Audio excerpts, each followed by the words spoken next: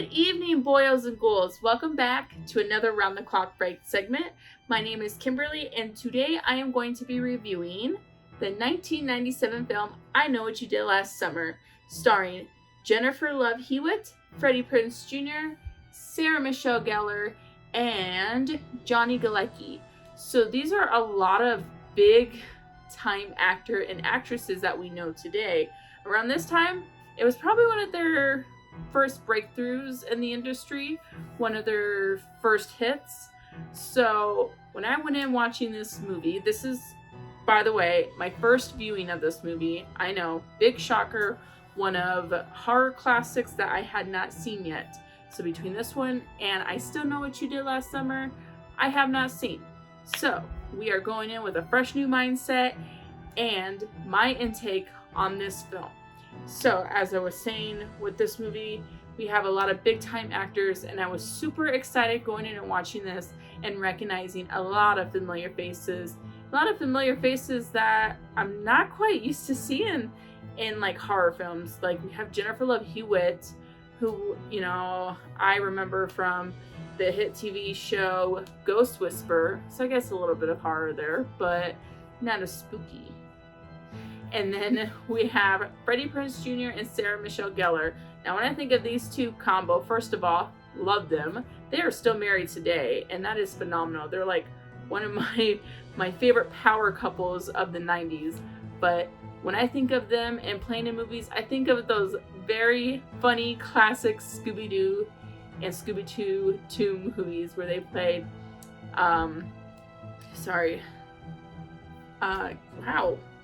Fred and Daphne. Oh my goodness, I just had a moment there where I totally forgot the characters' names. But yes, so we have those two lovable characters, and then of course Johnny Galecki, which I was totally surprised to see his face. I recognized him from the TV show Roseanne, and he's also did Big Bang Theory, which I didn't really watch a whole lot of, but I just knew he played in it. But yeah, so this is very exciting for me to review. Again, like I said, a lot of familiar faces got me very excited, and like even the first opening shot of this movie set you up for what you can say would be a ride of a lifetime in the horror fantasy land. I guess horror fantasy. Yeah, horror fantasy land. I like it. Anyways, so this movie pretty much starts off with these group of teenagers. They're just getting out of high school. You have Sarah Michelle Gellar, who is like the beauty pageant queen, and they're all going out and celebrating, having a good time. They're on the beach. Yes, they're on the beach. I had to think if they were on the beach. They're on the beach, having a drink or two, being teenagers. You have the wild teenagers who are just wanting to have some fun before going off on summer vacation. So, to start pretty much to hit things off for the summer. So, when the shot opens up, of course, you see Sarah Michelle Gellar going through a pageant. She's going through a beauty pageant show where she wins the beauty pageant queen crown. She gets pretty much nominated as the winner. So again, they go out and they party. We got them on the beach. They're about to have some very fun time in the sand. And afterwards, you have everybody's piled up, and oh my goodness, I cannot think of his name. His name is Ryan Phillip. He played Barry, which is one out of 4 of these people, these teenagers in this group. He pretty much, it's his car, but he's drunk as heck. So Freddie Prinze Jr., of course, volunteers to drive his car. He's giving him a hard time, like, you're a crappy driver, and I don't know if you can do this. Don't mess up my car. And everybody's just wild in the car. You know, of course, you have Barry in the back, you know, having a drink. He's getting frisky with Sarah Michelle Gellar in the back a little bit. And so he decides to poke his head up through the sunroof and, you know, of course, you know, shouting into the air because he's drunk as heck.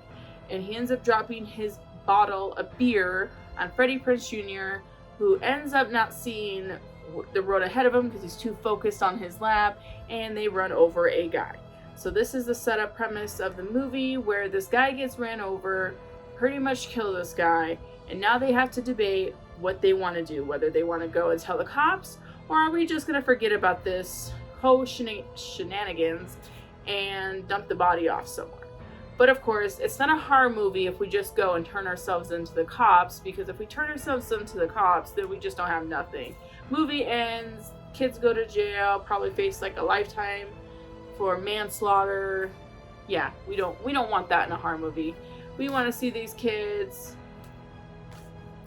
pretty much go a different route that kind of stirs up some chaos. So of course, these kids are very concerned about where their life is going to go, pretty much down the crapper, whatever way you want to look at it.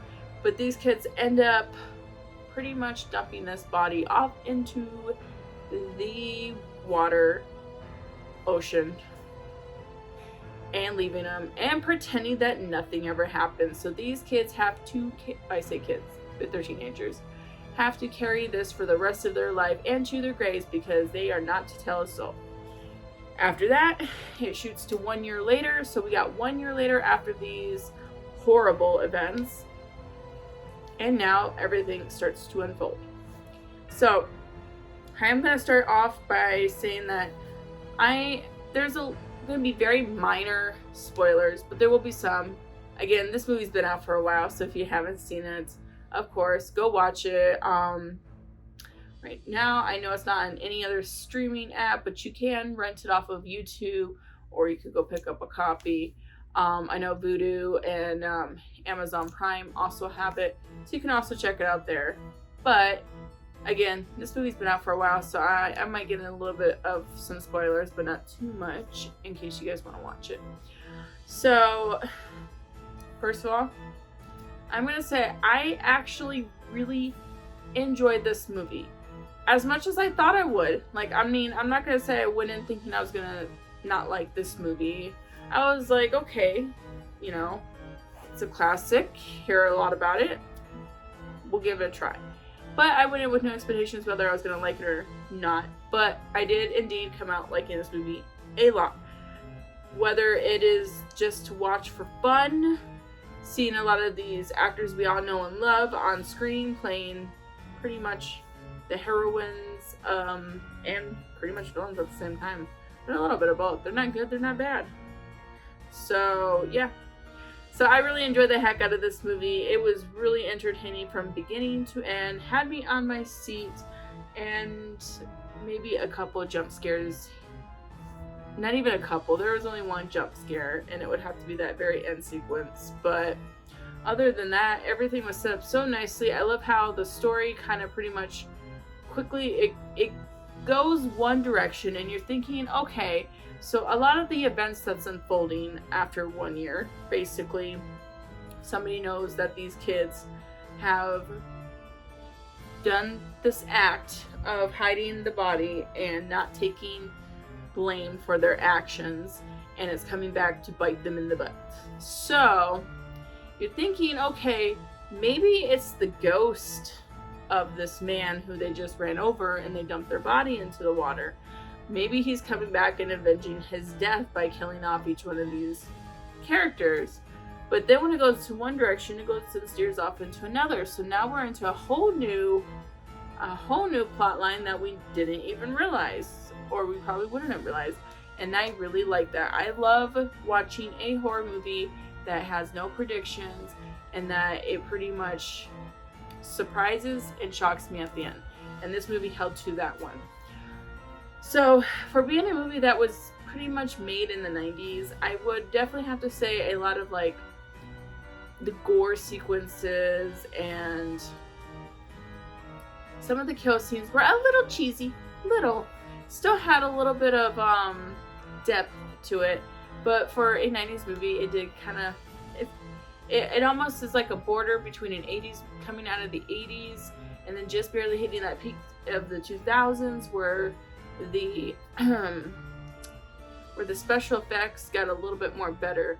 But altogether, again, very fun to watch.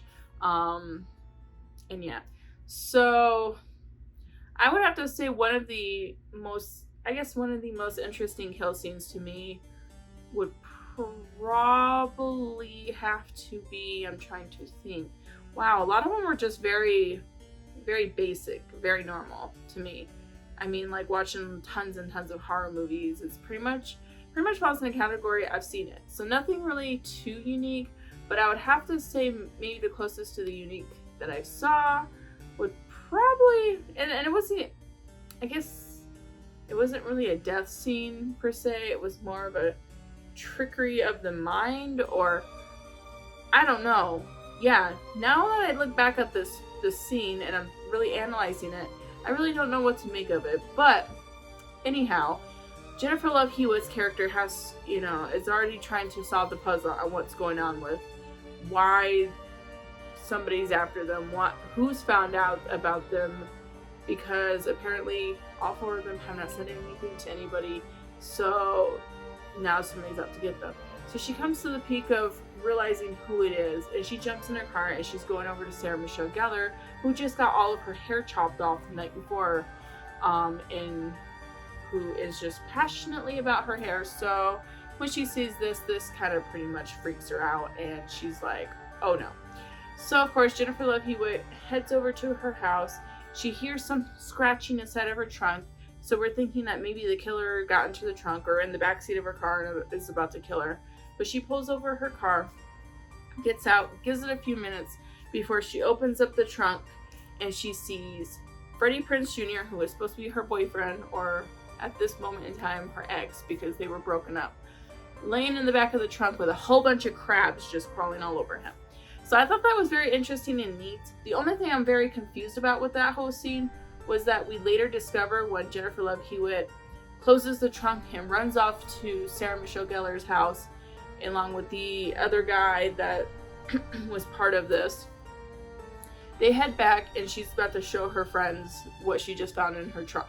And when she opens the trunk, the body's no longer there and the crabs are no longer there. It's just an empty trunk with a whole bunch of like stuff that she would have threw in.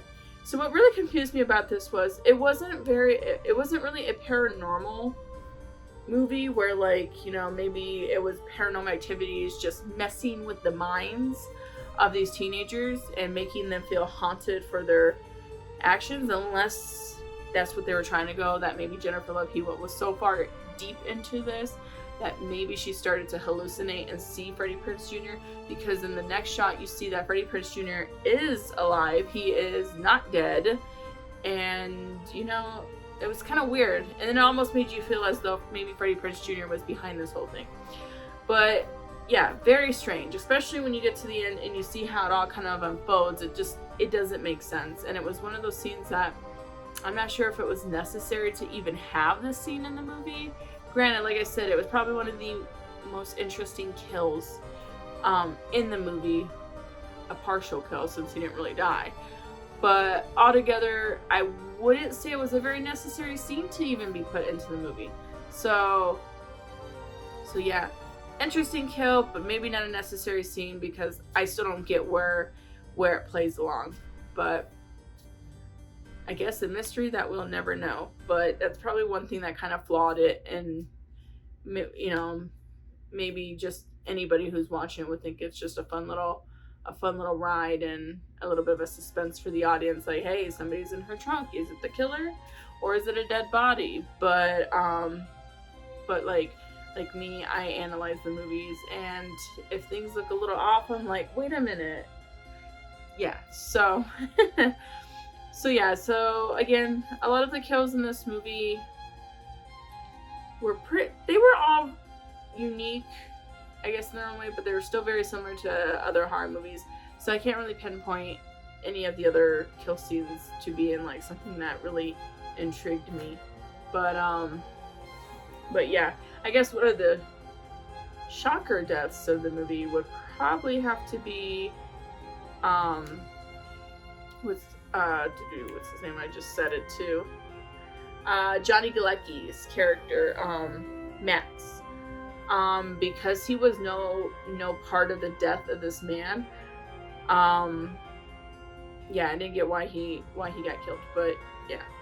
that was, again, there was just some things in here that if you really just look into it, it's kind of like, but if you just want to watch it for the fun of it, I definitely recommend watching it. It was very, very interesting, very entertaining, kept you on the edge of your seats, threw you off, gave you pretty much one of those huge plots that you just did not expect. Again, would I recommend this? I definitely would. I'll give it a solid 8 out of 10. Because like I said, there was a few things that really just bugged me, but I still thought it was a very good classic. I could see where the hype is, why everybody talks about this movie and recommends it. And I will say, because I hadn't seen this movie and seen a lot of these scenes, reminded me a lot of the parody spinoff they did for Scary Movie, the first one.